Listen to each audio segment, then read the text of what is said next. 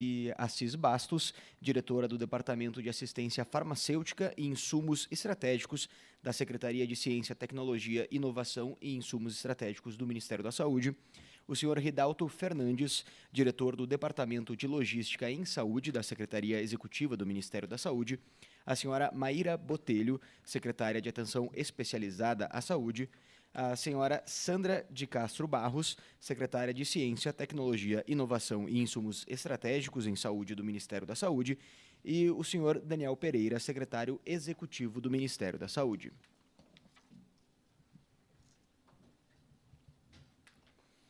Daremos início agora à coletiva de imprensa sobre o processo de distribuição de medicamentos e outros insumos.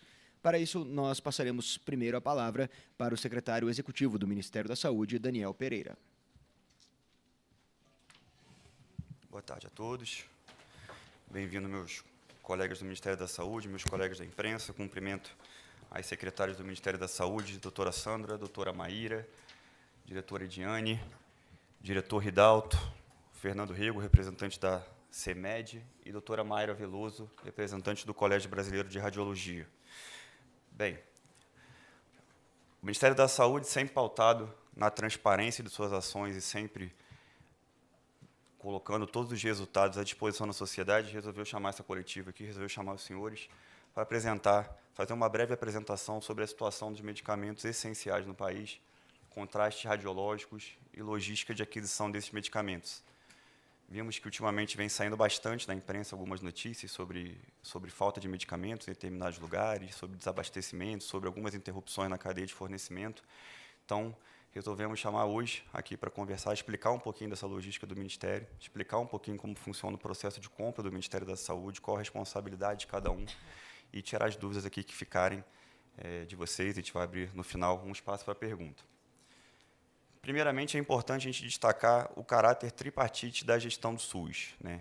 Nós temos municípios, estados e União, cada um com atribuições específicas, cada um com responsabilidades específicas. Apenas pequena parte de medicamentos são comprados de forma direta pelo Ministério da Saúde, apenas medicamentos considerados mais estratégicos. Então, diante de tudo isso, ainda assim, o Ministério da Saúde sempre atuou de forma diligente desde a primeira notícia de risco de desabastecimento de medicamento. O que o Ministério da Saúde vem fazendo? O primeiro passo foi identificar, de fato, quais as causas do problema. É preço o problema? É dificuldade de importação? É dificuldade de insumo?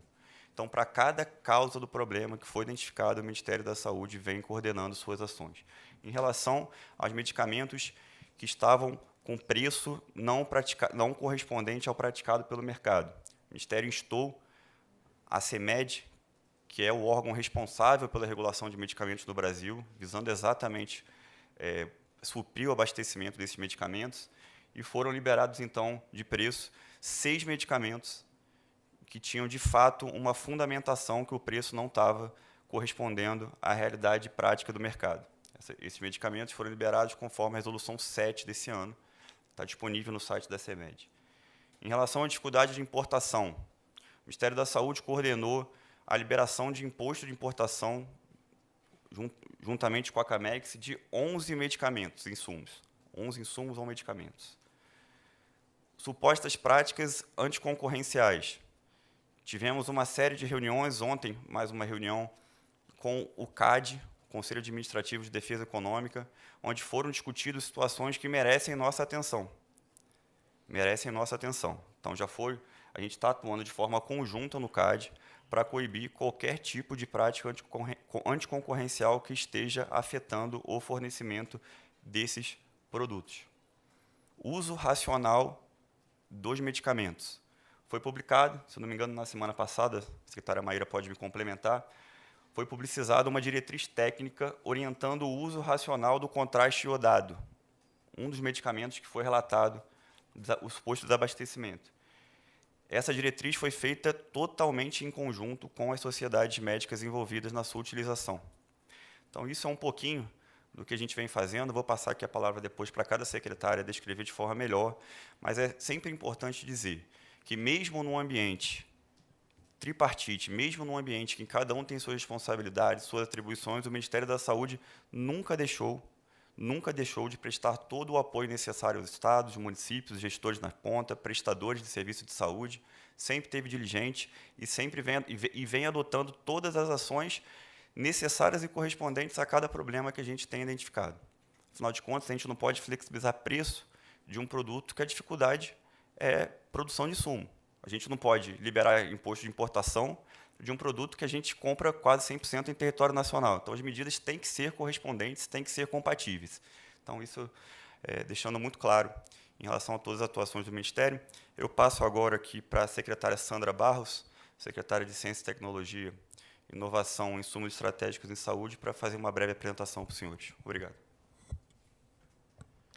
Obrigada, Daniel. Boa tarde a todos que nos acompanham aqui presentes, a todos que acompanham essa mesa.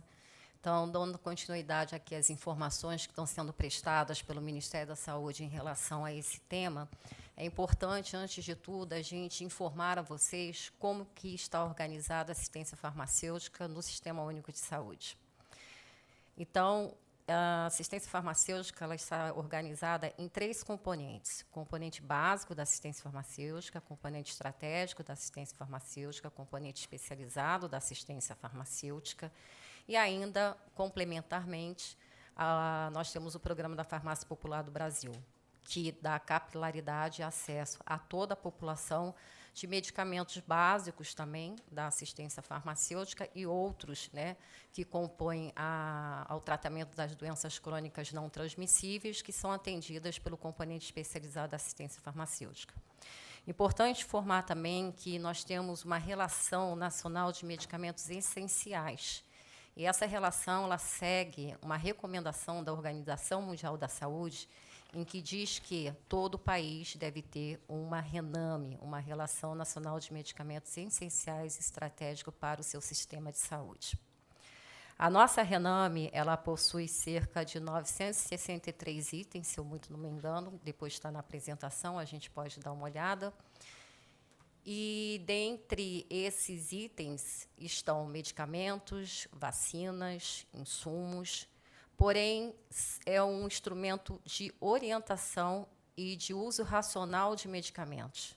É um instrumento em que promove uma relação de medicamentos, né, que tem eficácia, efetividade, acurácia comprovada para estar nessa lista, principalmente depois da criação da Comissão Nacional de Incorporações de Tecnologias em Saúde no SUS, a CONITEC, a partir do Decreto 7646 de 2011, onde diz que é responsabilidade também dessa comissão em atualizar, incluir ou excluir medicamentos que são incorporados, ofertados no âmbito do Sistema Único de Saúde, por meio também desse instrumento orientador que se chama RENAME. Importante também a gente dizer que a assistência farmacêutica ela apresenta uma organização com gestão tripartite, onde as responsabilidades, as competências, o financiamento, eles são de maneira paritária, ou seja, é uma relação entre a União, representada pelo Ministério da Saúde, onde a assistência farmacêutica ela é coordenada pelo Departamento de Assistência Farmacêutica e Insumos Estratégicos, um dos departamentos da Secretaria de Ciência, Tecnologia, Inovação e Insumos Estratégicos, aqui representada pela doutora Ediane. Também é importante dizer que os estados eles são representados nessa relação paritária pelo Conselho Nacional de Secretários Estaduais de Saúde e os municípios são representados pelo Conselho Nacional de Secretários Municipais de Saúde.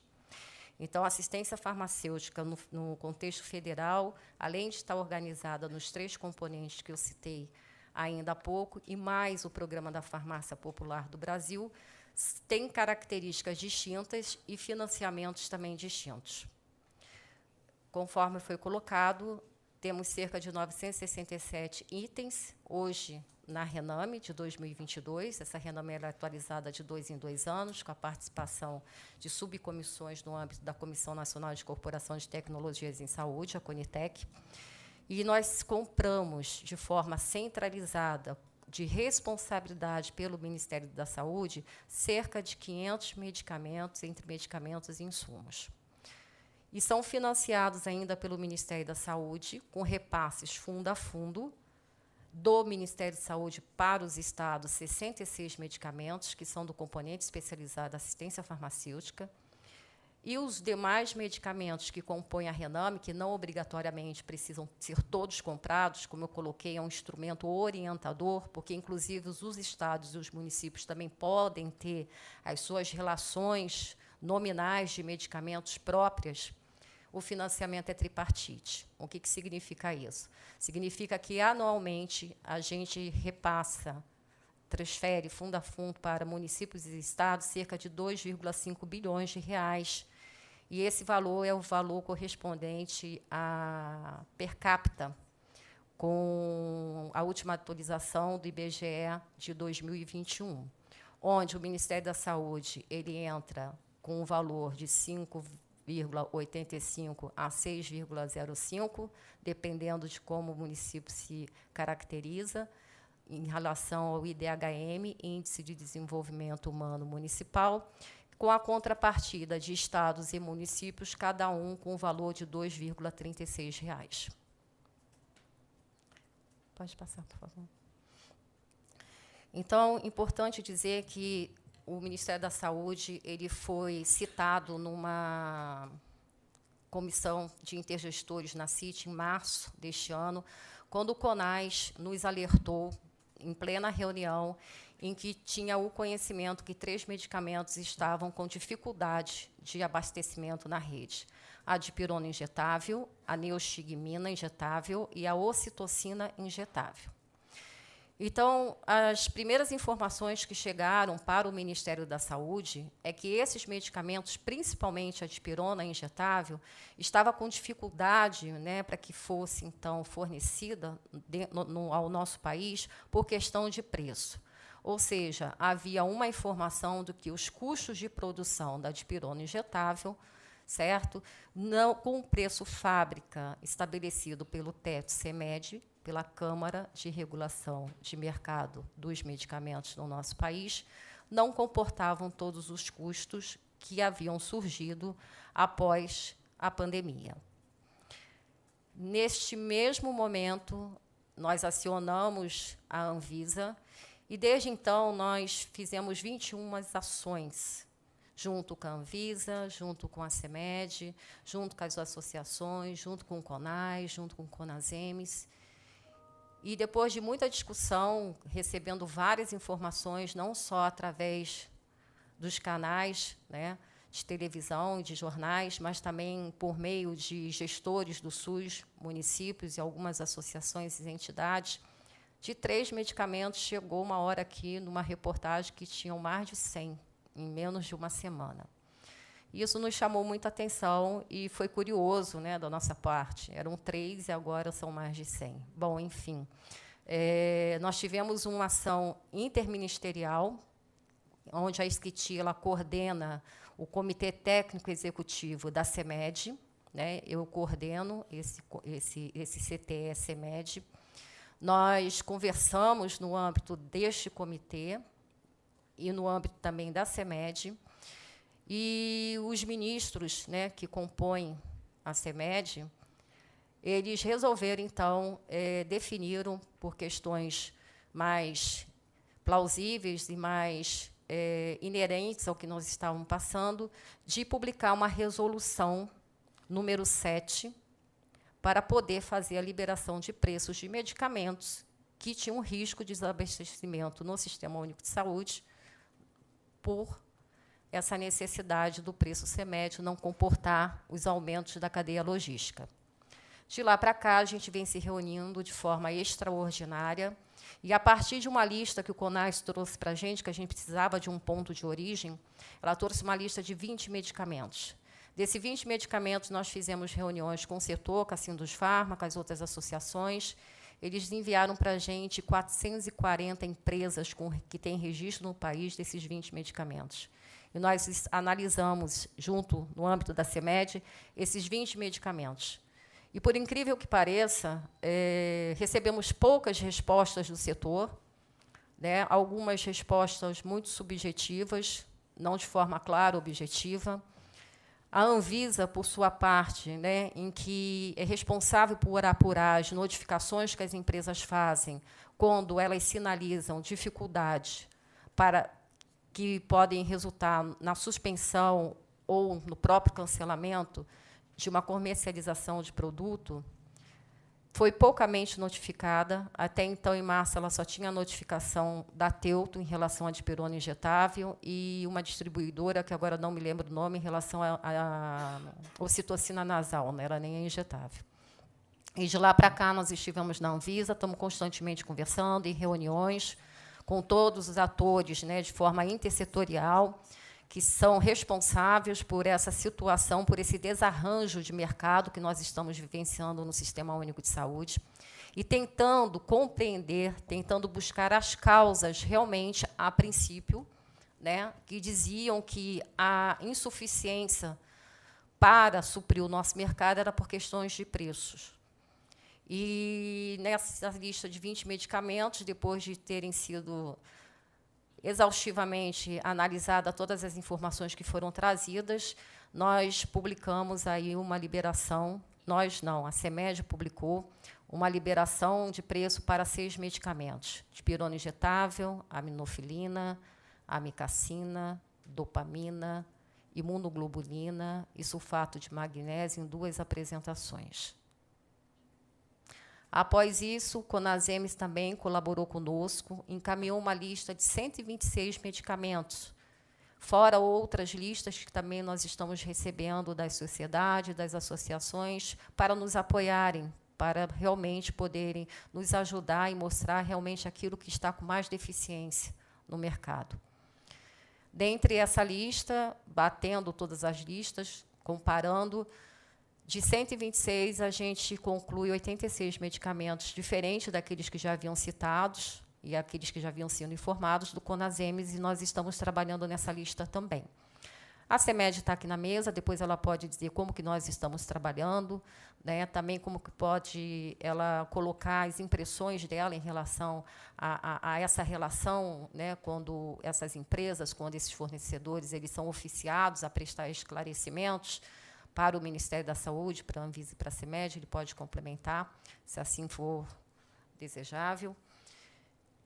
E, até então, a gente verifica que todas as informações, né, que a gente trouxe até agora, a gente vê que a importância desta situação não é só questão de preço. Nós temos outras coisas que foram encaminhadas como informações da deficiência do fornecimento que está causando desabastecimento ou risco potencial de falta de medicamentos, né? O lockdown da China e da Índia, a própria guerra na Ucrânia, né? O aumento dos custos das matérias, dos insumos, escassez de matérias-primas, e por aí vai. E, mediante essas informações também, além da gente olhar para cada medicamento, né, e verificar se a razão era preço ou não, a gente também solicitou à CAMEX a liberação das taxas de importação, pedindo para reduzir a zero a alíquota de alguns medicamentos que nós já tínhamos avaliados, inclusive da Bolsa do Soro. Certo? 21 ações nós já fizemos, com reuniões, com audiências, e nós estamos agora justamente na fase de flexibilização de regras de importação de medicamentos junto à Anvisa por parte das distribuidoras ou por parte da empresa, ou seja, como as medidas que foram tomadas inicialmente não estão refletindo de maneira positiva, pelo menos é isso que vocês estão trazendo para a gente, que ainda há dificuldade, né? Apesar da gente já ter verificado que produtos que foram liberados de preço tiveram substancialmente um aumento, uma variação no preço que anteriormente era praticado, a gente verifica também que há necessidade da gente buscar regras de importação. Então, nós solicitamos à Anvisa, encaminhamos para ele uma relação de medicamentos também, e eles estão agora na competência, né, deles, avaliando caso a caso para saber realmente quais serão aqueles que serão candidatos a terem as suas importações liberadas. Uma outra ação também que a gente solicitou junto à Anvisa foi que ela pudesse colocar, né, na sua página, no seu site, um tutorial de como utilizar a RDC 488. É uma RDC que ela foi publicada em 2021 e que é uma RDC que já dá a prerrogativa, né, dos hospitais, dos gestores municipais, estaduais, os filantrópicos, não só para o público, mas também para a esfera privada, em fazer a importação de medicamentos que ou não têm registro no país, ou então que demonstram dificuldades de serem adquiridos. E aí a gente verificou que muitos também não estavam usando dessa prerrogativa, dessa resolução, e a gente pediu também uma contribuição nesse sentido, para que quem for fazer o uso dessa resolução tenha realmente instruções e orientações de como fazê-lo e tirar proveito disso, né? Ter uns resultados positivos. Então, o fortalecimento do complexo industrial da saúde no Brasil também é um tema que vem forte, em que se pergunta, né, como é que está a questão do fortalecimento, por que nós estamos dependendo desses medicamentos, e isso é uma questão que já vem de anos, né? O Brasil, assim como outros países, tecnologicamente depende muito de IFAs e de insumos, tanto da Índia quanto da China. E nós aqui, nessa gestão do ministro Queiroga, né, pelo menos enquanto nós estamos aqui à frente do complexo industrial, no âmbito da SCTI, nós estamos já com bastante ações para retomar, né, o complexo industrial da saúde. Com o novo decreto publicado, foi recriado o departamento do Complexo Industrial e Inovação em Saúde, o DECIS. Nós já estamos com várias ações para que nós possamos, então, alavancar, né, e aprimorar o fortalecimento do complexo, que até mesmo, né, exige uma mudança pós-pandêmica diante de tudo que nós vivenciamos nesses anos de pandemia. Tem mais algum slide? Pode passar, por favor. E aí, para concluir, essa semana ainda, hoje já é sexta-feira, desculpa, essa semana ainda nós tivemos uma reunião de novo, né, com a Anvisa, com a CEMED, e aí nós chamamos também o Conselho Administrativo de Defesa Econômica. Todas essas informações que eu estou colocando aqui, e outras mais, né, foram passadas para o CAD, para algumas percepções nossas, como governo, não só como Ministério da Saúde, que esse problema é um problema que não é só do Ministério da Saúde, é um problema de todos nós, é um problema de mercado, é um problema concorrencial, é um problema que envolve globais, é um problema que envolve logística, então não é um problema pontual do Ministério da Saúde. E nós, inclusive, estamos passando todas essas informações que estão sendo acolhidas, né, até o momento, trazidas pelo setor, pelos municípios, pelos estados, com apoio, com a ajuda da imprensa também, que nos ajuda bastante em estar nos atualizando sobre o que está, de fato, acontecendo. Então, tudo isso está sendo construído um grande relatório por parte do Ministério da Saúde, sendo encaminhado para o CAD, para que ele possa nos apoiar também dentro das suas competências legais, para nos ajudar a enxergar melhor e diagnosticar melhor todo o problema que nós estamos vivenciando. Obrigado, secretária. A gente vai passar agora a palavra para a secretária de Atenção Especializada à Saúde aqui do Ministério da Saúde, Maíra Botelho. Boa tarde a todos. Como a secretária Sandra falou, nós estamos vivenciando também uma escassez global dos contrastes iodados, ocasionada pela interrupção nas cadeias de produção e distribuição, principalmente em função das medidas de lockdown na China, onde a gente tem a principal fabricante, e isso tem impactado bastante toda a distribuição mundial do contraste iodado. Atento a toda essa situação, o Ministério da Saúde, em parceria com o Colégio Brasileiro de Radiologia, parceria com a Sociedade Brasileira de Cardiologia, Sociedade Brasileira de Cardiologia, de Hemodinâmica e Cardiologia Intervencionista e a Sociedade Brasileira de Radiologia Intervencionista elaborou uma diretriz técnica para que a rede pudesse adotar medidas de racionalização do uso deste insumo. Qual é a situação atual? A situação atual, nós temos hoje 4 fornecedores no país, 2 fornecedores interromperam o fornecimento, um deles já conseguiu a aprovação da Anvisa para comercializar seu produto, e outros 2 continuam atendendo seus clientes, mas ainda não têm condições de ampliação de fornecimento. Os estoques, nós temos já a previsão de que esses estoques estarão sendo recompostos no final de setembro de 2022. Então, essas ações, o Ministério está acompanhando atentamente e com atuação também contínua do Colégio. Principalmente, quero agradecer aqui a presença da doutora Maíra, que representa o Colégio Brasileiro de Radiologia e que tem acompanhado conosco diuturnamente a situação no país. Muito obrigada. Obrigado, secretária. A gente passa agora a palavra para o diretor do Departamento de Logística em Saúde da Secretaria Executiva do Ministério da Saúde, Ridalto Fernandes. Bom, boa tarde a todos. Nossa intenção aqui é mostrar um pouquinho para vocês do que é a nossa logística de aquisição, de recebimento, de armazenagem e de distribuição dos medicamentos. Eu acho que isso é importante para que fique bem demonstrado o cuidado que o nível federal do SUS tem com esse tipo de produto, né, com os nossos insumos que abastecem os nossos hospitais. É importante que a imprensa, a população tenham segurança de que isso está sendo feito de maneira adequada e para que nós possamos também tirar dúvidas de vocês aqui ao final da apresentação. Então, a ideia é mostrar aqui um pouquinho do caminho do medicamento, vamos dizer assim. Algum dos senhores aqui da imprensa, os senhoras, né, alguém daqui esteve ano passado lá em Guarulhos, no nosso Centro de Distribuição e Logística, quando nós estávamos conversando sobre vacina, fizemos uma coletiva grande lá no Ministério da Saúde.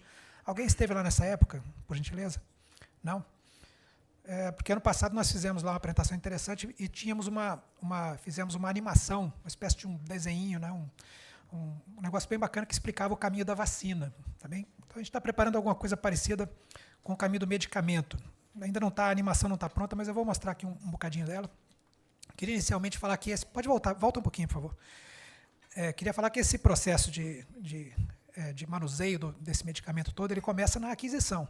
Também a aquisição do insumo estratégico de saúde, como nós chamamos, dos medicamentos, mas também de outras coisas, hein? Ambulâncias, tomógrafos, isso tudo segue mais ou menos a mesma sistemática. Tá certo? Ele começa com um planejamento que é feito dentro aqui do Ministério da Saúde, no nível federal. Estamos falando de nível federal. Então, ele começa com um planejamento que é feito aqui dentro, pelas áreas demandantes, que nós chamamos. Não é o departamento de logística que faz isso. Não sou eu que sou um logístico que vai decidir se esse ano vai ter mais ou menos vacina de meningite. Não é assim que funciona. Então, as nossas áreas técnicas, os programas de saúde do Ministério, eles se debruçam sobre esse problema. Eles fazem uma análise criteriosa de maneira a estimar a demanda que deverá acontecer, de acordo com a duração daquele medicamento. Determinado insumo que você compra dura bastante, às vezes. Tem insumo que tem prazo de validade de 2 anos, até mais. Então, você pode adquirir esse tipo de insumo com um planejamento de longo prazo. Alguns outros duram pouco, tem alguns que duram meses. Então, você não pode comprar muito sob pena de, se não gastar naquele tempo que você previu, haver uma perda. Tá bem? Então, as áreas elas se debruçam sobre isso, fazem análise com base em critérios bastante definidos. Tá bem? Para cada tipo de insumo, há um determinado critério, não são os mesmos critérios. Estados e municípios entram nessa vamos dizer assim, negociação de critérios. É uma parte que não me afeta, mas eu acompanho desde o nascedouro, para ter certeza também de que, né, estamos fazendo coisas coerentes. A gente vai recobrindo um ao outro. Tanto as áreas demandantes recobrem o departamento de logística na fase em que eu estou adquirindo, como nós, às vezes, recobrimos também as áreas demandantes quando elas estão se lançando ao planejamento. Então, tudo é feito com muito cuidado para se estimar a demanda que vai haver com o máximo de precisão. E é importante vocês saberem que nessa fase há que se considerar uma margem de segurança, porque medicamento, isso que nós estamos falando, não é como, por exemplo, peça de automóvel. Gente, se faltar peça de automóvel na indústria automobilística, vai faltar carro para vender. Que pena, talvez alguém não consiga comprar o carro que queria. Né? Lamentável isso, mas a pessoa não vai falecer por conta disso. Então, são coisas muito distintas. O medicamento não pode faltar. Então, há que se considerar no planejamento, depois que você faz todas as contas direitinho, fala, vamos supor, eu estimei a demanda desse medicamento aqui em 10 milhões de unidades. Muito bem, poxa, mas essa é a demanda justa, é na conta feita na ponta da caneta. Eu vou comprar 10 milhões de unidades, então há que se considerar a possibilidade de comprar um pouco mais como margem de segurança. Então, se você planeja 10 milhões, é aceitável comprar, por exemplo, 10 milhões e 500 mil, 11 milhões? Talvez. Tá bem? Para cada medicamento, varia a aceitabilidade desse tipo de margem. Porque é um risco que se corre de, no fim das contas, haver uma sobra. E se essa sobra não conseguir ser aproveitada em tempo hábil, por exemplo, dentro da validade do produto, pode significar uma perda, que é indesejável, sempre é indesejável. Tá bem? Então, quando há uma perda, por que nós lamentamos muito as perdas? Porque quando acontece uma perda, esse dinheiro que foi gasto com aquele medicamento que eventualmente se perdeu, se não tiver alguma explicação que possibilite a reposição do recurso, tá certo? Que alguém pague por isso ou coisa que o valha, esse recurso vai acabar saindo da compra de um outro medicamento, que de repente pode não ser comprado porque não tinha mais o recurso. Então, tudo é feito com muito critério para evitar ao máximo esse tipo de ocorrência. Tá bem? Então, pode passar, por favor. Então, começa ali com a aquisição, tá certo? A definição das quantidades de medicamentos que se pretende cumprir, ou de insumos estratégicos para a saúde, né, já que eu estou falando aqui também de ambulâncias, coisas assim. Em seguida, dessa fase que eu já descrevi aqui, né, que é feita antes de chegar aqui no departamento de logística, vamos para uma fase que nós chamamos de contratação, onde esses insumos são comprados literalmente, né? Então, aí eu me lanço ao mercado e vou negociar esses preços e essas quantidades de maneira a obter o produto.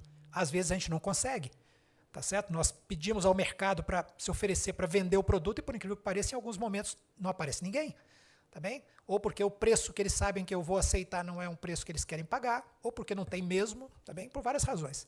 Mas, de um modo geral, nós fazemos licitações, que é o que manda a lei como regra geral. Quando, em alguns casos muito específicos, por exemplo, no caso em que só tem um fornecedor do produto, para que eu vou fazer uma licitação que só tem um? Então, a lei prevê, para esse caso, uma exceção chamada inexigibilidade, que eu posso comprar direto desse fornecedor. Eu não vou negociar com ele? Claro que eu vou negociar com ele, imagina. Se ele vai vender para mim 10 milhões de unidades, eu não vou pagar para ele o mesmo preço que uma farmácia da esquina paga para comprar 10 unidades. Tá certo? Se eu estou comprando 1 milhão de vezes mais. Então, é claro que, em função de compras de escala, etc., nós conseguimos, às vezes, botar o fornecedor, vamos dizer assim, trazê-lo à mesa e fazê-lo, sim, reduzir preço, mesmo em casos que eventualmente, eles são os únicos fornecedores. Então, nós vivemos isso, negociação constante. Tem outros casos que nós chamamos de dispensa de licitação. Existe mais de um fornecedor, mas a lei prevê condições específicas para que eu possa comprar com mais rapidez, para que eu não precise fazer um processo licitatório que demora, às vezes. E demora mesmo. Gente, processos licitatórios grandes, às vezes, demoram 200 dias, até mais. Tá certo? Então, é necessário, a gente vai sempre tentando agilizar e tudo, mas tem coisas que a gente não pode superar. Né? A partir de um certo valor, por exemplo, eu preciso fazer um chamamento público, que demanda meses de preparação, etc. Não acontece da noite para o dia. Então, feita essa fase da contratação, né, que normalmente é feita por esses processos que eu falei, mas nem sempre. Tem casos aí, por exemplo, de requisições administrativas, como foi o caso do Covid, que a gente requisitou um monte de coisa. Né? Nós vamos à empresa e a lei me permite entrar lá e apanhar o que eu preciso, desde que eu justifique isso com a emergência. Tá certo? Então, requisições administrativas. Tem outros casos de parcerias de desenvolvimento produtivo. Até a secretária Sandra aqui conduz muitas lá na secretaria dela, onde se visa o desenvolvimento da tecnologia, etc. E por conta desse intercâmbio, nós pagamos para desenvolver a tecnologia, às vezes, como contrapartida, vem fornecimento de insumo. Então, vem no bojo da PDP, eles fornecem insumos. Podemos receber por doação, em alguns casos acontece, doam para nós também. Então, isso tudo contribui para que nós componhamos, né, o nosso estoque, vamos dizer assim. Então, ultrapassada essa fase da contratação, que, como eu falei, pode ter pode ser um pouquinho diferente, né, da regra geral, que é a licitação, as empresas contratadas entregam. E aí tem um detalhe também. Às vezes, em algum contrato, é mais conveniente para mim que a empresa não entregue para mim, que ela não entregue no Delog, que ela não entregue lá no meu centro de distribuição e logística, lá em Guarulhos. Tá certo? Às vezes é conveniente que ela entregue direto no estado que eu preciso, que termine o medicamento. Se eu já tenho um cronograma rígido de distribuição que prevê que tem que entregar tal quantidade em cada estado em tal prazo, não há necessidade de ele me entregar isso em Guarulhos. Então, em alguns casos, a gente contrata, sim, com entrega direta. Aí nem passa por mim. Às vezes eu assino o contrato, compro lá uma compra grande, 100 milhões de reais, com entrega lá direto no Estado. Tá bem? Mas, de um modo geral, vamos dizer que a regra geral também é que isso venha para o nosso centro, lá em Guarulhos, do CDL, onde a gente tem um estoque grande. Tá? Volta a anterior, por favor, a transparência.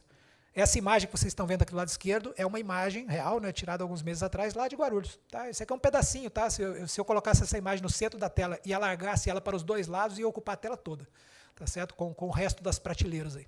Tá bem? São os maiores, em alguns tipos de armazéns aqui, são os maiores da América Latina ou do Hemisfério Sul. Tá? Pode voltar, pode continuar. Então, feita a entrega disso lá no centro de desenvolvimento, no nosso centro de distribuição e logística, nós fazemos um tratamento disso e a colocação dentro dos armazéns adequados, né? Tem medicamento que tem que ser conservado a temperatura amena, de 20 graus, 25 graus, tem medicamento que tem que ser conservado em temperatura de geladeira, né? Aquela que vai de 2 a 8 graus, e alguns outros são em temperatura de ultrafreezer, freezer e ultrafreezer. Então, nós temos ali as variações de estoque, são colocadas ali, registradas, de maneira que a área que mandou comprar, né, a secretária Sandra, a secretária Maíra, então as áreas que mandaram comprar possam ter acesso para que elas controlem o que tem, quanto tem a cada momento, tá certo? E, em alguns casos, nós enviamos amostras disso para o INCQS, o Instituto Nacional de Controle da Qualidade em Saúde, que fica lá no Rio de Janeiro, na Fiocruz. Tá bem? Lá eles recebem algumas amostras, fazem o teste para ver se aquilo é aquilo mesmo, se está tudo certinho, se o insumo está funcionando e tal, e aí nos respondem para dar segurança na distribuição. Não é sempre, tem uma normativa que regula quando a gente tem que mandar, quando não tem, tudo isso é bem escrito. Tá bem? Então passa por esse controle de qualidade adicional lá na Fiocruz. Pode passar. Garantido ali que o medicamento está pronto para distribuição, que ele é bom, etc., tá certo? São elaboradas as pautas de distribuição. Quem programa isso foi quem mandou comprar o medicamento. Não é o DELOG, não sou eu que decido. Não, manda lá para o Paraná. Às vezes me ligam lá, um estado qualquer quer saber por que não chegou. Eu falei, olha, desculpa, eu vou verificar aqui, mas não sou eu que digo quando vai ser enviado. Então, as nossas áreas, que são as que pediram para comprar o medicamento, elas fazem a programação de envio. Tá bem? Isso tudo é combinado com os estados. Você não pode obrigar o estado a receber. Às vezes chega o caminhão meu, imagina se chegar o caminhão meu lá com as amostras e ele não tiver espaço no estoque dele, vai colocar no meio da rua. Então, isso é combinado com os estados, de maneira que os estados possam negociadamente dizer, olha, não está ok, eu quero receber, eu preciso. Em alguns casos, até o estado que pede. Né? Ele, em algumas situações excepcionais, ele vai se sobrepor ao planejamento original feito aqui no Ministério e vai dizer, olha, aconteceu uma excepcionalidade aqui, eu preciso mais, ou eu preciso uma coisa que eu não precisava antes. E aí, se a gente tiver, a gente vai mandar. Tá bem? Então, essas pautas são feitas lá na nossa área, nos programas de saúde, isso chega para mim, a gente joga para a empresa logística contratada, ela negocia isso com as empresas aéreas subcontratadas dela para que possa reservar espaço nos porões das aeronaves ou então programa um envio de caminhões. Em alguns casos é mais vantajoso levar de caminhão. Acreditem se quiser. Tem caso que é mais barato mandar de avião do que mandar de caminhão. Tem uma explicação disso por conta do seguro, os valores envolvidos e tal. Tá bom? Mas a gente faz o planejamento mais econômico possível. As pautas, então, são enviadas, os medicamentos, então, seguindo essas pautas, são enviadas, esse mapa do Brasil que aparece aí bonitinho, com essas setas amarelas, está representando o envio, são enviadas para todo o Brasil, tá certo? E entregues diretamente nos centros onde os estados desejam que o medicamento seja colocado. Normalmente, a Secretaria Estadual de Saúde tem um armazém para cada tipo de insumo, ela diz onde é que é o endereço, nós entregamos na porta, vamos dizer assim, né? Ali é conferido, se chegou direitinho, na temperatura adequada e tal. Pode ter problema? Pode ter problema. Vai que no avião, por exemplo, aconteceu um problema no porão do avião e a temperatura lá extrapolou, tá certo? Então, no fim das contas, o que acontece? As pautas chegam aos estados, tá certo? Acontece o envio e a partir daí a utilização do medicamento no SUS, tá ok?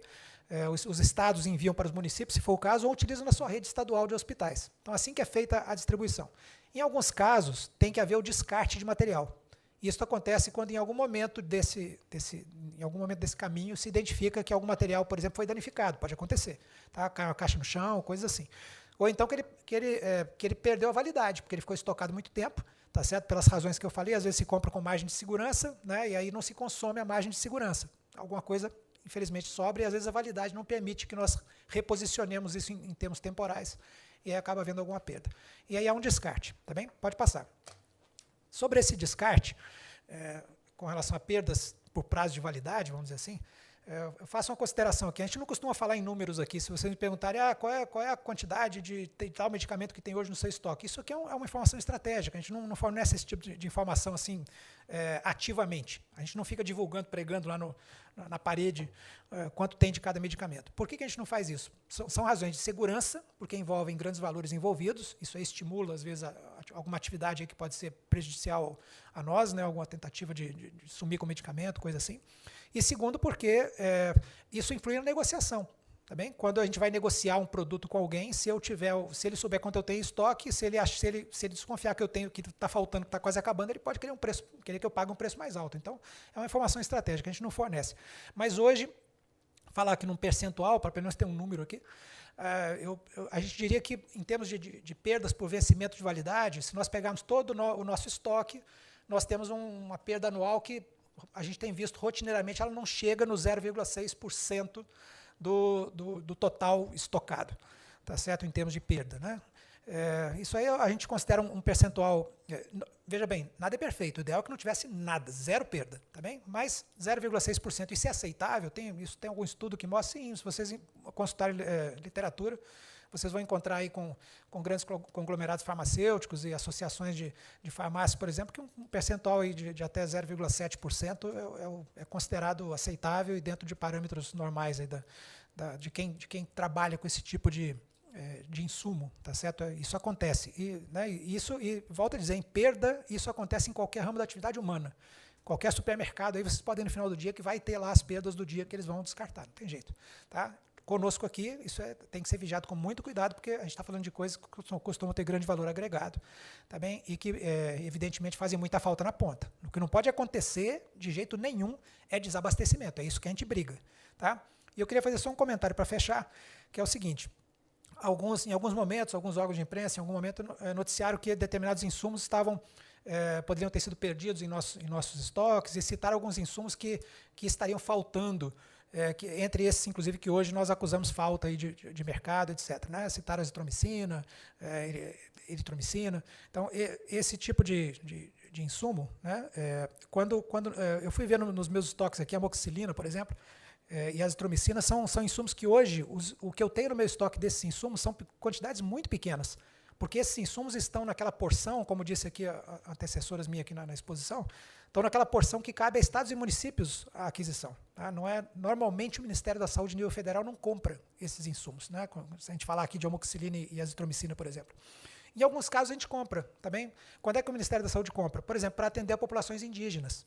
Tá? Como toda a logística de medicamentos para populações indígenas ela vai acabar impactando conosco, né? Se nós não tivermos um pouquinho desses medicamentos para levar, vai fazer falta. Então, é um exemplo aqui de uma compra desse medicamento. Agora, as quantidades compradas são muito pequenas e hoje, para pegar esses dois exemplos de medicamento aqui que eu citei, tudo que eu tenho em estoque hoje está perfeitamente na validade. Tá certo? O primeiro lote desses dois medicamentos que eu citei aqui vão vencer meados do ano que vem, se eu não me engano, tem tempo de sobra, está dentro do cronograma de distribuição, só para citar um exemplo. E se temos alguma coisa, como eu falei, em estoque, não há que se falar em pegar essa miudeza para poder sanar algum problema pontual que tenha acontecido em algum estado. Como eu falei, destina-se a populações específicas ou a um uso muito específico, quantidades muito pequenas. Tá bem? Então, com isso, eu encerro aqui e passo a palavra. Bom, nós passamos a palavra novamente para o secretário executivo. Obrigado, Ridalto. Obrigado, Sandra. Obrigado, Maíra. Só reforçar a fala do Ridalto. Então, medicamentos como azitromicina e amoxicilina, que foi dito, né, que alguns desses medicamentos perderam a validade nos nossos depósitos e estavam faltando na ponta, essa informação não é verídica. Não houve nenhuma perda de validade desses medicamentos e outros medicamentos que estejam faltando na ponta nos depósitos do Ministério da Saúde, em especial esses dois.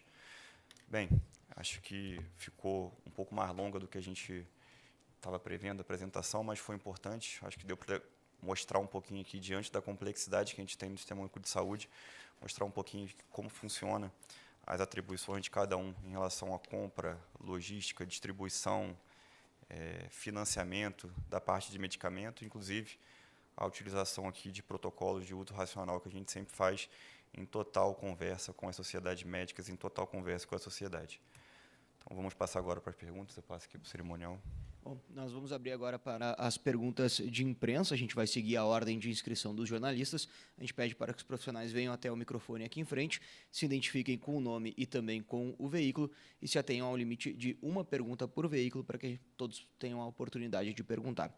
A gente vai começar com a repórter Melissa Duarte, do O Globo. Boa tarde, secretários, diretores. Melissa Duarte, Jornal o Globo. Eu tenho uma dúvida com a secretária Maíra e uma pergunta para o secretário Daniel. Minha dúvida é o seguinte: quando vocês falam em protocolo de uso racional, o Ministério está recomendando o racionamento do uso do contraste iodado? Obrigada. Não é recomendando o racionamento, é recomendando a racionalização do uso. O que isso significa? Significa que a priorização, por exemplo, nós orientamos de forma técnica a priorização de procedimentos de pacientes com maior risco, né, em condições clínicas de urgência e emergência, evitar desperdícios que possam vir a ocorrer e considerar também a utilização de outros métodos diagnósticos em substituição aos procedimentos. A gente passa agora... Obrigada, secretária. Só mais uma pergunta, por A gente gentileza. tem que respeitar o limite, porque eu tem mais pessoas que querem perguntar também. Tá bom. Obrigada, gente. Obrigada pela compreensão. Secretário Daniel, o Ministério da Saúde prevê uma data para normalização do abastecimento dos medicamentos em geral? Eu sei que a falta de medicamentos não é uniforme no país, né? Mas a secretária falou do contraste, por exemplo, seria em setembro. E para os demais? Obrigada. Cada caso é um caso, tá, Melissa? Então, a gente não tem como definir uma data precisa, né, porque cada caso demanda uma situação específica. No início da minha fala, eu disse que a gente tem questões de preço, a gente tem questões de dificuldade de importação, temos questões de dificuldade da produção do insumo. Então, o que a gente vem fazendo é trabalhando a medida regulatória adequada e monitorando se a situação está resolvida ou não. Então, não dá para a gente prever um prazo, mas uma coisa é certa, né? As nossas ações aqui do Ministério são sempre ações rápidas quando a gente é informado do problema. Tá? Então, a gente sempre adota a medida mais rápida possível e a melhor medida possível para solucionar aquele problema. Agora sim, a repórter Brenda Silva, da CNN Brasil.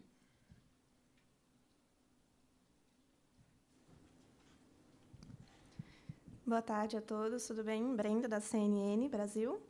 E eu queria fazer uma pergunta relacionada à questão mais de emergência. Tem como a gente fazer esse processo ficar um pouco mais rápido, tomar alguma coisa que a gente possa fazer no Ministério ou ali no Congresso para tornar esse processo um pouco mais rápido mesmo, que é bem necessário?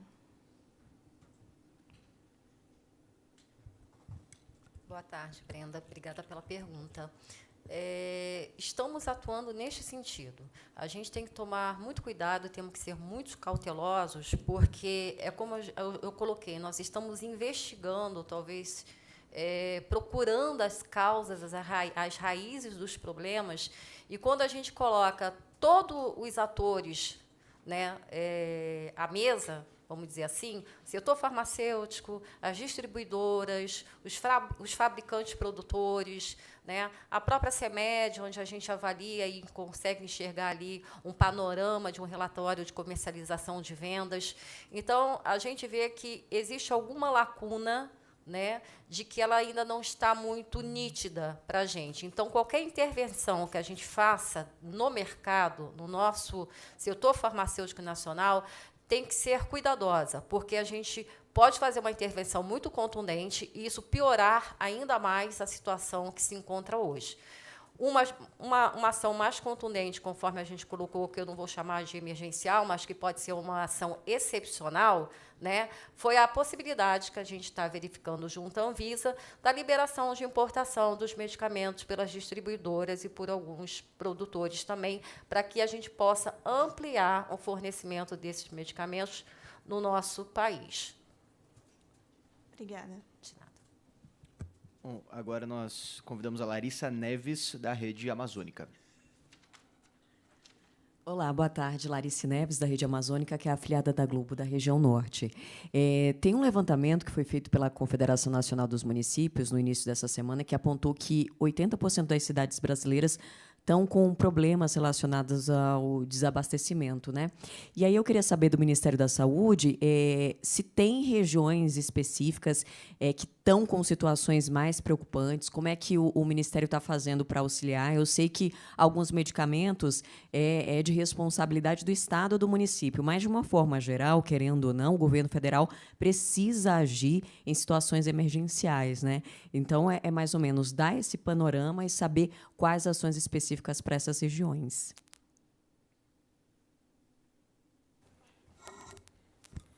Ô, Larissa, eu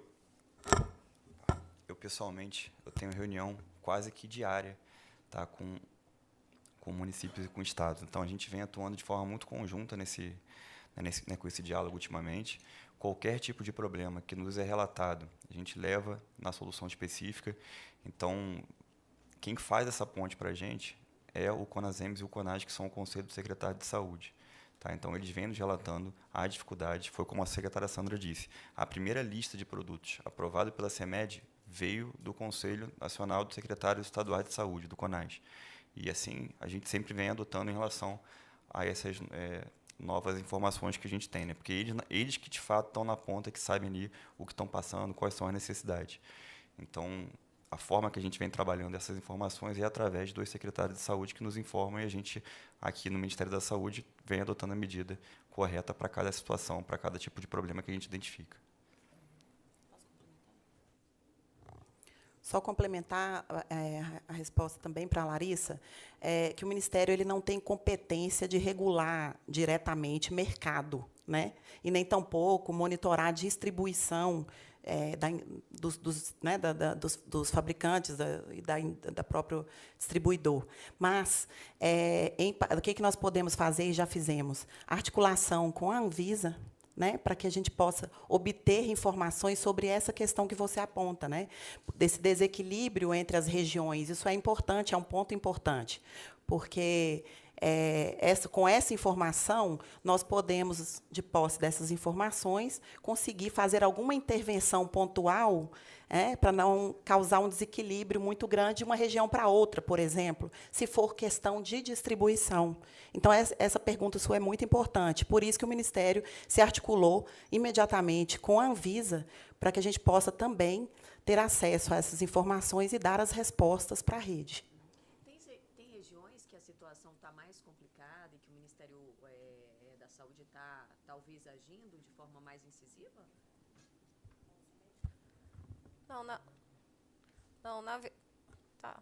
Na verdade, a gente sabe que tem algumas regiões que têm mais dificuldades e mais carência do que outras, né? Então, a gente vai falar de mercado.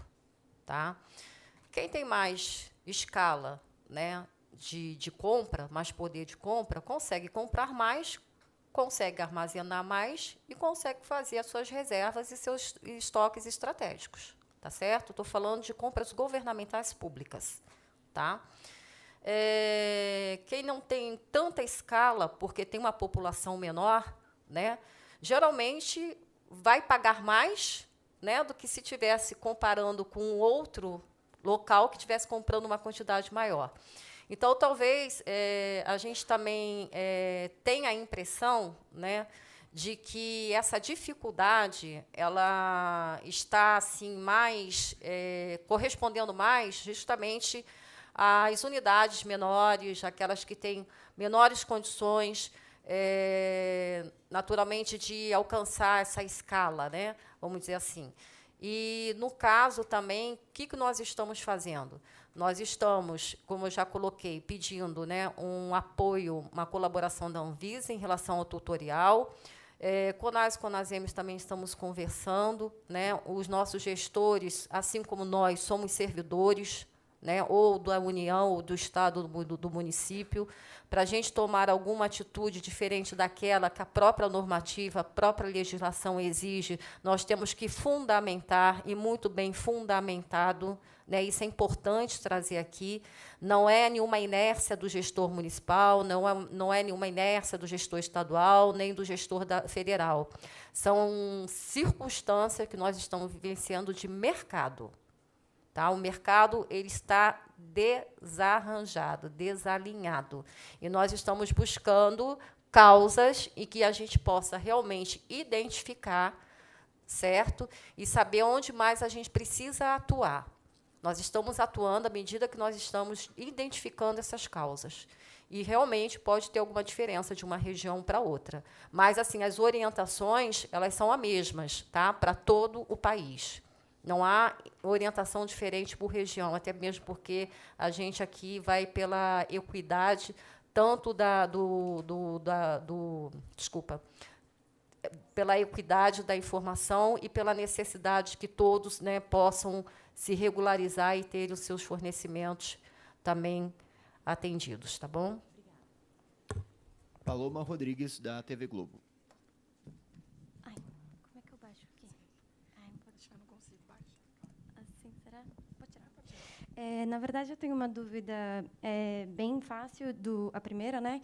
O 0,6% de perda é em total de unidades ou a gente está falando de valores também? E a segunda questão, eu sei que a gente está falando de um problema de mercado e etc., mas eu queria saber se esse monitoramento se foram identificados pontos que ele poderia ter sido feito antes e que desenvolvesse um pouco mais a questão das ações que estão sendo planejadas em relação ao complexo industrial, se os laboratórios públicos e oficiais eles poderiam ser usados, de repente, para ajudar nesse momento. Obrigada. Vou pegar a primeira parte aqui, sobre a distinção de unidades ou valores financeiros. Até é interessante, porque, até pelo veículo de comunicação que está questionando, quando nós anunciamos que existem X milhões de unidades de medicamento, tem que tomar cuidado com isso, porque é um número que não deve ser utilizado, ele não transmite bem a quantidade. Porque tem determinados medicamentos que a gente fala que são estocados por caixas, cada caixa com várias unidades. Alguns são líquidos, então são ampolas, etc, etc. E alguns, como a maioria dos que nós temos, são comprimidos. Então, às vezes, a gente fala assim, perdeu-se 1 milhão de unidades, ou temos no estoque e vai vencer 1 milhão de unidades. 1 milhão de unidades, às vezes, é 1 milhão de comprimidos. Tá certo? Comprimido este que tem valor financeiro, por exemplo, de menos de 1 centavo. Então, tem que ter cuidado com isso. Esse número que nós expusemos de 0,6%, ele diz respeito a valor financeiro, para que nós possamos comparar isso com dados que as próprias associações de farmácia, etc., utilizam para poder fazer. Eles sempre se referem ao volume financeiro, eles comparam isso aí com seu faturamento. Tá certo? Então, tem que ser, para poder fazer uma estimativa adequada e jogar isso no comparativo com números e pesquisas existentes, nós precisamos fazer isso utilizando o dado financeiro. Tá bom? Refere-se a valor financeiro.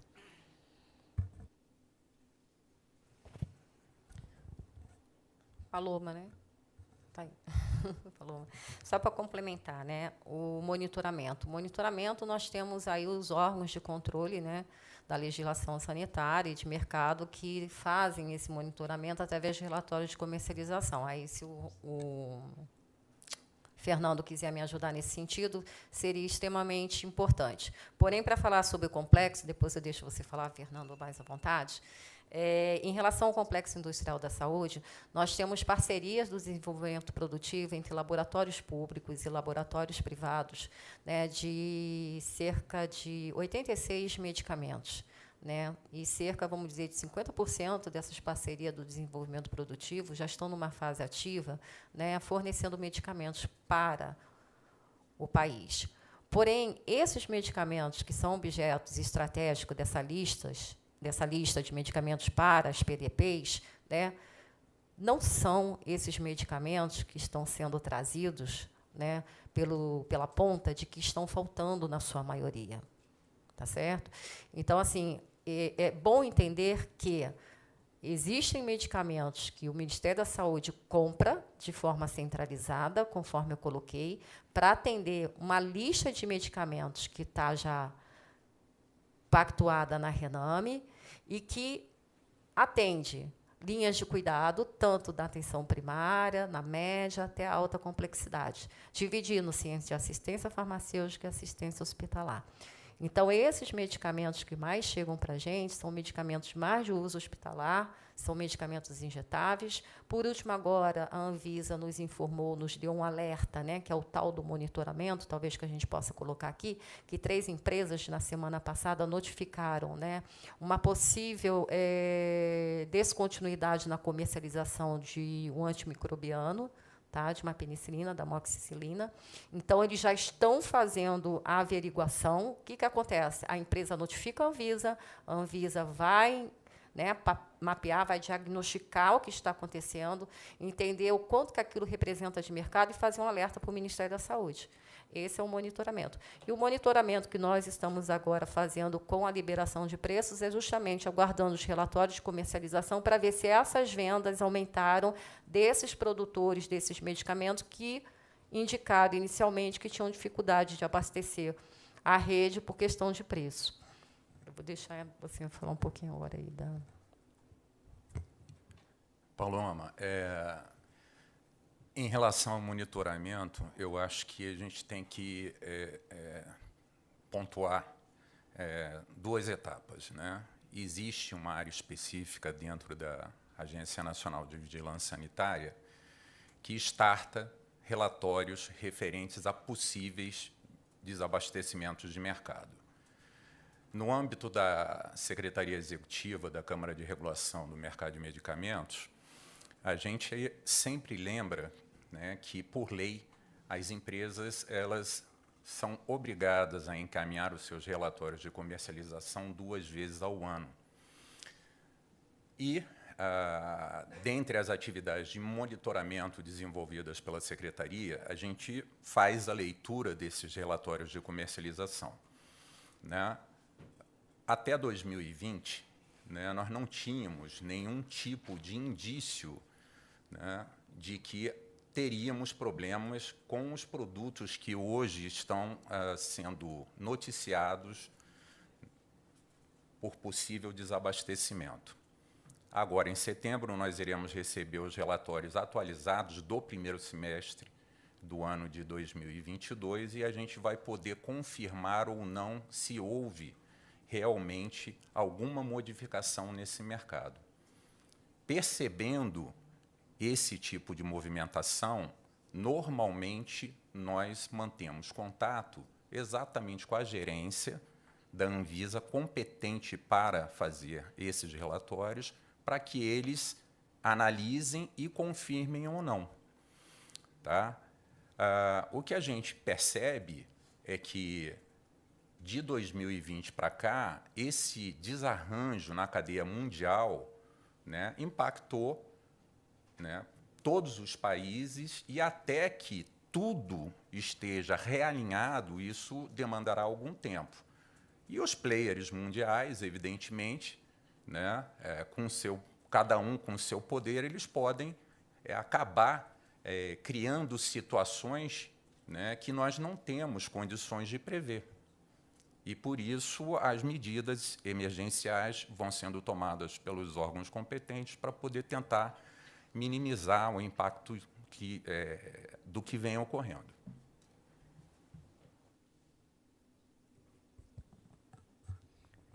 Bom, agora a gente chama a Larissa Arantes, do SBT.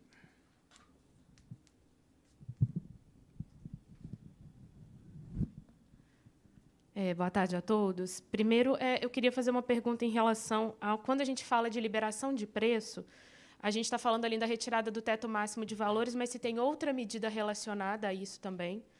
E se a gente pode dar, na verdade, retomar esse número exato de quantos medicamentos e insumos estão nessa condição de desabastecimento que estão aí sendo monitorados. Obrigada.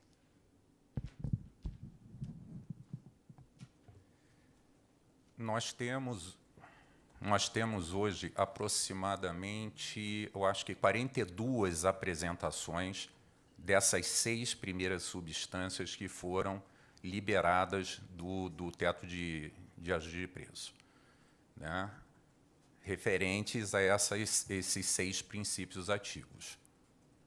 Semanalmente, conforme a doutora Sandra colocou, né, estão sendo realizadas reuniões extraordinárias para analisar, né, outros medicamentos.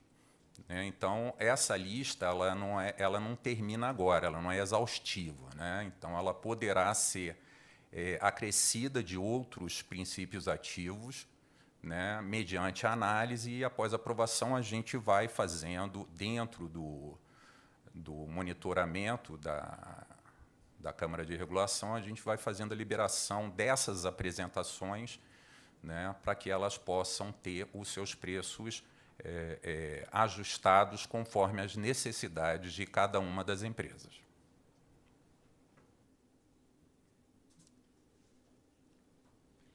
Então, nós passamos agora para a última pergunta inscrita, que é a Thaisa Oliveira, da Folha de São Paulo. Oi, pessoal. Boa tarde a todos. Eu fiquei com algumas dúvidas, acho que reforçando a pergunta que a colega fez há pouco, porque a gente tem visto diferentes números de substâncias que estão em falta ou com os estoques baixos, né? Conasem aponta um número, Conas aponta outro. O que os senhores podem dizer assim, de quantitativo? São cerca de 100 substâncias em desabastecimento, cerca de 10 substâncias, porque a gente vê falta desde soro fisiológico a antitérmico, então só para a gente ter uma dimensão do que está acontecendo. Em relação a essa medida nova que foi anunciada do CAD, queria entender se o objetivo do Ministério da Saúde é resolver o problema agora, nos próximos meses, né, em relação a essa questão da concorrência, ou fazer um diagnóstico desse setor para evitar que esse problema se repita no futuro. Obrigada. Vou responder, se vocês quiserem complementar. Não tem medida do CAD. O que nós falamos é que nós nos reunimos, tá? Uma reunião ministerial de governo, que nós convidamos o CAD, nós levamos as nossas percepções, colocamos as nossas informações e que nós vamos estar encaminhando isso através de um relatório para que ele possa, no caso, se assim julgar pertinente no âmbito das suas competências, fazer alguma atuação e dar uma devolutiva para o Ministério da Saúde. Em relação aos medicamentos, né, falei aqui inicialmente que nós começamos a trabalhar com 20 medicamentos. Esses 20 medicamentos são medicamentos que estavam aparentemente, né, apresentados em listas anteriores, encaminhadas pelos prefeitos, por estados, por associações, em que o CONAS perguntou às secretarias estaduais de saúde quais eram aqueles que eles não estavam conseguindo comprar, certo? E que, por conta da questão de preço, eles falaram que os pregões estavam dando desertos, fracassados, e eles não conseguiam comprar. Então, 20 medicamentos.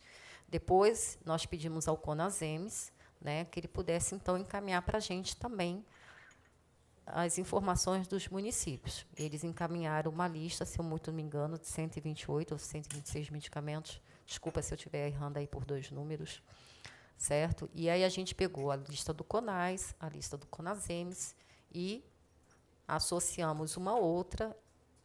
Uns já se repetiam, outros medicamentos que estavam na lista, para vocês terem conhecimento, já são medicamentos livres de preço, são os MIPs, né, medicamentos isentos de preço. Então, já tinha dipirona comprimido, para vocês terem uma ideia, tinham outros medicamentos de varejo, né, de drogarias, de farmácias. Então, essa lista ela saiu de 20 para 86, se eu muito não me engano. E a gente está avaliando medicamento a medicamento. E cada medicamento pode ter não sei quantos registros junto à Anvisa, que a gente chama de substâncias. Então, dependendo da concentração, da apresentação, da sua forma farmacêutica, né, que a gente vai liberar o preço. Então, dipirona, nós temos comprimido, temos solução oral, só para ter uma ideia, e tem injetável. A que nós estamos tratando é injetável. A comprimido e a solução oral não podemos tratar em questão de preço, porque ela já compreende uma classe na precificação liberada, isenta. Então, esses itens, né, eles não estão no bojo, vamos dizer assim, dessas análises. Tá certo? E, no caso que também colocou, a questão do número, né? Esse número, enquanto essa resolução estiver vigente, que é até 31 de dezembro, esse número não é finito. Ou seja, nós estamos à disposição, certo, para qualquer informação que chegar, para que a gente possa avaliar e analisar. Aquilo que não for correspondente a preço, ou a gente está pedindo para zerar a importação, a taxa de importação junto à Camex, ou nós estamos pedindo para liberar a importação junto à Anvisa, para distribuidoras, estamos orientando a usar a resolução que já existe para facilitar os gestores, tanto municipais, quanto estaduais, quanto serviços de saúde, hospitais filantrópicos, não só a rede pública, mas a rede privada também, em fazer aquisições por meio da RDC 488, publicada pela Anvisa. Então, a princípio, nós liberamos 6, Toda semana a gente se reúne e essa lista ela vai ser ampliada à medida em que nós tivermos informações qualificadas, né, trazidas pelos atores a quem a gente busca essas informações. A gente precisa de dado e precisa qualificar esse dado para termos informações qualificadas. E é importante dizer também que, no conjunto de medicamentos que são comprados pelo Ministério da Saúde, né, de forma centralizada, não há esse desabastecimento. Pode ocorrer algumas faltas pontuais? Pode, como sempre ocorreu. Aí são outras razões, são outras questões. Se não contrata, a empresa vai atrasar, não está entregando, aí a gente entra num outro caminho, numa outra discussão. Então, é importante a gente colocar isso, que não são esses medicamentos, na sua maioria, né, que a gente está recebendo essa informação da ponta, que está chegando e que não consegue comprar. E aí também a gente vai ao encontro aí, né, do varejo e da distribuidora desses medicamentos no país. Não é só compra governamental, é farmácia, drogaria, né? Então, vamos dizer assim, é geral, né? E a gente está querendo também entender isso, e a indústria farmacêutica ela também tem que dar esclarecimentos a esse respeito. Seria muito interessante também que vocês buscassem junto a elas para que pudessem nos ajudar também. Obrigada.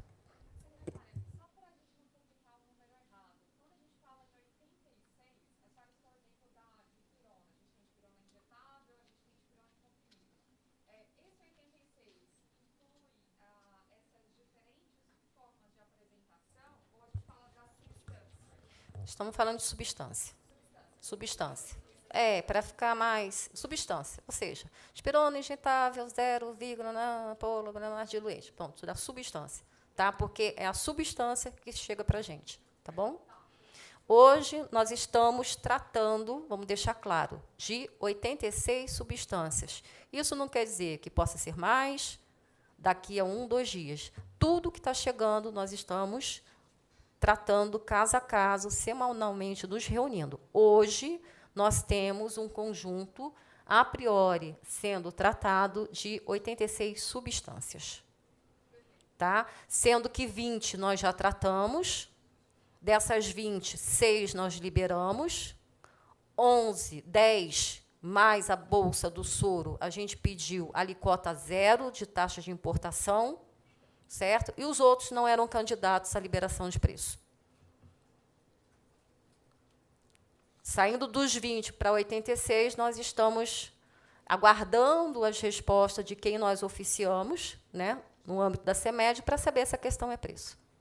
Ok? E estamos fazendo isso, e talvez, há mais ou menos 15 em 15 dias, a gente possa estar publicando uma nova nota informativa com outras substâncias. Tá bom? A gente precisa encerrar agora por causa do horário? Ficou claro? Só para a gente não informar errado. Então, não é certo falar que as 86 estão em condição de desabastecimento? Não, não, exatamente. Obrigada, exatamente. Exatamente, muito obrigada, exatamente. Então, não havendo mais perguntas, senhoras e senhores, está encerrada essa entrevista coletiva. Muito obrigado pela presença de todos, uma boa tarde e um bom final de semana.